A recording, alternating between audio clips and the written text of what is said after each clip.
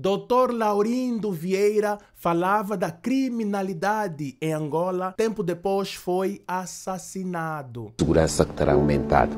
É necessário afirmar que o sentimento de insegurança de um povo, de uma população, está implicitamente relacionado com a segurança ontológica. O sentimento de insegurança só surge se as pessoas perderem esta segurança ontológica. Quando nós falamos de segurança ontológica, estamos a falar daquela capacidade psicológica, mas também social, que o cidadão comum normal sente ao sair de casa. Ele sabe que ele sai de casa e voltará a casa. Ele sabe que vai ao local de trabalho e voltará ao local de trabalho. Quando esta cadeia se quebra, é evidente que aumenta o sentimento de insegurança, pois o sentimento de insegurança também acarreta consigo problemas. A angústia da população, medo da população. É isso aí, minha família. Vários internautas afirmam que talvez o Dr. Laurindo foi assassinado por causa das suas opiniões contra a criminalidade. Eu não sei qual é a tua opinião, mas eu ainda acho que o Dr. Laurindo foi morto por causa das suas opiniões políticas. Quer dizer, eu só acho, né? Enfim. Então fica ligado neste vídeo. Olá pessoal, daqui para vocês o vosso boy Henrique Stress para mais um vídeo do canal, pessoal. Quem não está inscrito, se inscreva no canal e deixe o seu like porque é muito importantíssimo. E ativa o sininho das notificações para não perder nenhum vídeo. Viajar sempre foi um sonho para muitas pessoas. Conhecer Portugal, trabalhar em França, estudar na Bélgica, ver os familiares na Holanda. Mas a barreira sempre foi como começar a tratar os documentos para a obtenção de um visto. Minha família, essa barreira acabou. Liga agora mesmo para a agência de viagem Real Viagem. A agência vai acabar rapidamente com essa barreira, minha família. Com a Real Viagem, você só precisa ter o teu passaporte, fotocópia do BI, teu extrato bancário, declaração de serviço. O resto, a agência trata para você poder aproveitar as tuas férias, seja onde for. Aproveita o momento, pois a Real Viagem está com preços exclusivos, minha família. Minha família, o caso do Dr. Laurindo continua a ser um dos casos mais comentados na internet. Recentemente ele foi enterrado e parece que o SIC vai continuar a insistir que esses são os verdadeiros culpados, coisa que particularmente eu não acredito, mas enfim, ok? E recentemente voltou a circular um vídeo antigo do Dr. Laurindo, onde o tema era a criminalidade. Esse vídeo está a circular muito. Muitos internautas afirmam que o Dr. Laurindo morreu porque tinha um posicionamento firme e forte contra a criminalidade, minha família. A versão dos marginais é que eles receberam um sinal de um camarada que costuma entrar no banco para ver quem está a levantar somas avultadas e foram assaltar o senhor Laurindo, mas o senhor Laurindo pegou a sua arma, manipulou e é por isso que o Pampam, o que matou, que supostamente matou, disparou contra o senhor Laurindo. E segundo a polícia, essa é a versão oficial. Mas vários internautas acreditam que o Dr. Laurindo foi assassinado por causa das suas opiniões políticas, porque o caso dele é muito parecido com o caso do Dr. Fulupinga Lando Vitor, um grande opositor do MPLA naqueles tempos, minha família. Existe muita semelhança nesses dois casos, por isso muitos dizem que não, mataram mesmo o Dr. Laurindo. Mas agora, esse vídeo aqui que eu vou colocar agora trouxe uma outra visão em outras pessoas. Enfim, falando em a criminalidade, eu também vejo que a criminalidade entre os bancários é mesmo certo. Os bancários mesmo alguma pista aos bandidos. Porque isto quase acontecesse comigo, mas só que nós fomos dando conta, porque uma vez desse o meu pai faleceu em 2009.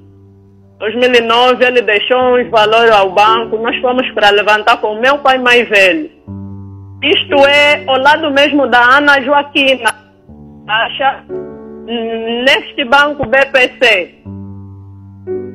Nós entramos às 8h30 para ser atendido. Das 8h30 até 10h30 nunca fomos atendidos. Nenhum cliente foi atendido. Aquilo só faziam movimentos para lá. Até inclusive eu escutei mesmo até darem referência da roupa. Naquele dia eu tivera metido um traje africano. A bancária falava no telefone mais baixo, mas nós demos conta mesmo que aquilo seria uma pista enorme. Então, o que mais amoleceu os bancários foi o quê? É que nós fomos com um número de conta que é para fazer a transferência do meu pai. Eu como só tive a conta do BFA, então tiramos do BPC do falecido para o BPC do pai mais velho. Então aquilo chocou mesmo. Até os funcionários que estiveram ao lado, aquilo era mesmo uma visão enorme, uma visão mesmo que todo mundo daria conta que eles faziam alguma coisa. Até os que estiveram à bicha ficaram a discutir, mas será que este banco só está para atender uma pessoa? Diz das 8 até as 10h30, só está mesmo em movimento uma pessoa? Então eu dou a minha opinião, que os bancários também têm mesmo alguma coisa nisso. E nós quando fizemos a transferência, quer dizer, a bancária ficou mesmo molhada quando eu entreguei o número de conta para fazer a transferência para outra conta. Então eu dou a mesma opinião, tem que apertar mesmo os bancários. Os bancários têm a ver com esta situação. Esta é a minha contribuição. Eu acho que é aqui uma questão que é interessante esclarecer relativamente a esta problemática dos bancários. É evidente que estamos aqui numa dimensão hipotética, não estamos nem a acusar os bancários, nem a absolvê-los, mas é necessário enquadrar o bancário dentro da dimensão humana de qualquer profissional. Ele passa pela construção da sua personalidade e da sua identidade. E é fundamental que se compreenda, como diz Edgar Morin muito bem, o maior problema do século XX e que se transfere para o século XXI é a chamada crise da ética. Nós temos uma crise da ética que é global, que é transversal a todos os profissionais. E dentro desta dimensão da crise da ética, é muito normal que se encontre alguém que ultrapassa as normas, os valores, porque sendo diferentes na construção da nossa personalidade e na construção da nossa identidade, nós temos diversos eus. Aquilo que eu pretendo ser é diferente daquilo que o outro pretende ser. E esta dimensão da construção da personalidade é tributária de tudo quanto eu passei na família, de quanto eu absorvi na escola, da influência que eu recebi no meu meio social. E esta vontade, às vezes, de querer atingir patamares muito acima daqueles que estão ao meu alcance, podem levar-me a violar determinadas normas. Então, toda esta formação, estes pré-requisitos, estou a falar em contexto geral, todos esses pré-requisitos, quer do bancário, quer do profissional, não fazem com que ele não viole. Veja a nível da docência. Há professores que também cometem fraudes, há professores que vendem a prova, há professores que facilitam a passagem de um ano de uma determinada estudante por outro tipo de favorecimentos. E são comportamentos inaceitáveis.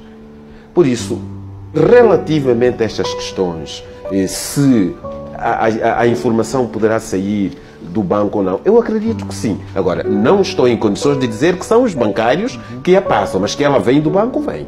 Porque, veja o seguinte, eu vou já terminar, Amílcar Xavier. Antes do debate eu conversei com alguém que também sofreu, a sua esposa sofreu este assalto, sofreu um assalto. E ele dizia, quando os criminosos chegaram, pediram a quantia exata. Dê-nos os 150 mil kwanzas que tu levantaste. Ora, esta informação tem que vir de algum lado. Tem que vir de algum lado. Repito, ela vem do banco, mas não estou a dizer que vem dos bancários. Claro. Zé, deixe-me ouvir a Laurindo Vieira, que é socióloga e psicóloga. Que estudos é que tem feito sobre comportamentos e atuação da polícia e também dos bandidos? Obrigado, Antes de mais, os companheiros do painel, boa noite aos nossos telespectadores. Procurando responder à sua questão, mas também pegando nos aspectos que foram aqui aflorados pelo Sr. Subcomissário, a relação entre o sentimento de insegurança que terá aumentado.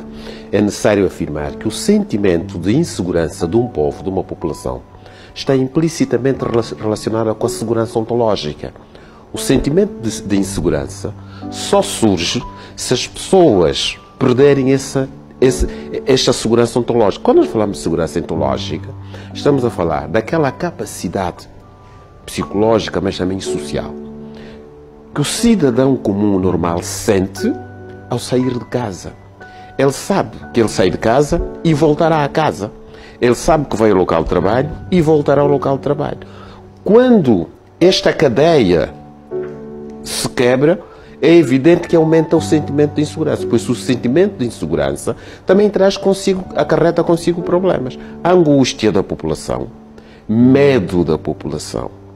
E para além destes dois sentimentos da angústia, também podem causar algumas depressões, porque o indivíduo perde sono, porque dorme com medo, reage mal a qualquer barulho. Então este sentimento de insegurança é real e tem justificações. Relativamente aos estudos e às questões comportamentais, é evidente que quando nós falamos do crime e relativamente à dimensão comportamental, do ponto de vista da psicopatologia, ela divide os indivíduos em três grandes grupos. Os chamados normais, que têm, e normal aqui no sentido de uma regularidade comportamental, que todos os elementos de um determinado grupo, de uma determinada sociedade, comportam-se todos da mesma forma. Esta é a lógica, aqui o conceito de normalidade.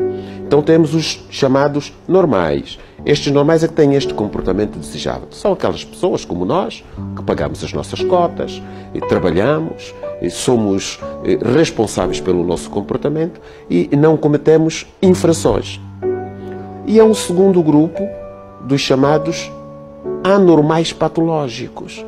Ou seja, são aquele grupo que por incapacidade a nível da sua personalidade, são indivíduos que apresentam alguma psicopatologia, perturbações da personalidade, indivíduos que sofrem de doenças de Parkinson ou de Alzheimer, e estes normalmente são acompanhados em psiquiatrias ou a nível da psicologia clínica ou de outras instituições de saúde mental. E temos os últimos que são mais problemáticos. São estes que nos trazem aqui neste debate, que são os chamados normais sãos, mas ao mesmo tempo têm um comportamento inscrito numa psicopatia. São os psicopatas do cotidiano. Roubam, matam, violam, não aceitam as normas. E são estes que desestruturam a sociedade. Por isso, os estudos, para concluir, os estudos no campo do comportamento delinquente nos têm estado a demonstrar este tipo de situações, este tipo de tipologias. Relativamente à nossa cidade, também podemos afirmar que, e aqui também procurando secundar as palavras iniciais do senhor subcomissário, que as causas da criminalidade em Luanda são injustificáveis. Mas também do ponto de vista sociológico é preciso perceber que nunca teremos sociedades com uma homogeneidade em termos morais. E dada a crise social de valores que nós vivemos em Luanda, esta situação que nós estamos a viver não é que seja aceitável, mas é justificável. Justificável no sentido de que a sociedade está de tal forma desestruturada que alguns destes comportamentos tinham que acontecer. E quando entrarmos a nível das causas, poderemos então aqui abordar. Exatamente. Obrigado, Dr. Laurindo Vieira, da Sebastião 25. Na minha opinião, eu acho que isso não foi a causa, minha família. Ok? Ele teve sim um posicionamento firme, mas esta não foi a causa principal da sua morte, minha família. Ok? Para mim, as suas opiniões fortes contra o regime contribuíram para a sua morte e aproveitaram muito que nessa rua dos bancos já é melindrosa e montaram lá um cenário para eliminarem o Dr. Laurindo. Até o momento que eu estou a gravar esse vídeo, os familiares do Dr. Laurindo ainda não falaram completamente nada em relação às versões que estão a circular na internet. Eu acredito que nesse momento eles estão simplesmente a viver o luto. São muitas versões envolvendo o caso do Sr. Laurindo. Ainda mais o silêncio do Comitê Central do MPLA em relação a essa morte só colocou mais fogo na canjica. Se você gostou deste vídeo de hoje, deixa o like, comente, partilha para mais ter acesso a esta informação. Deus abençoe Angola e abençoa. Vamos agora.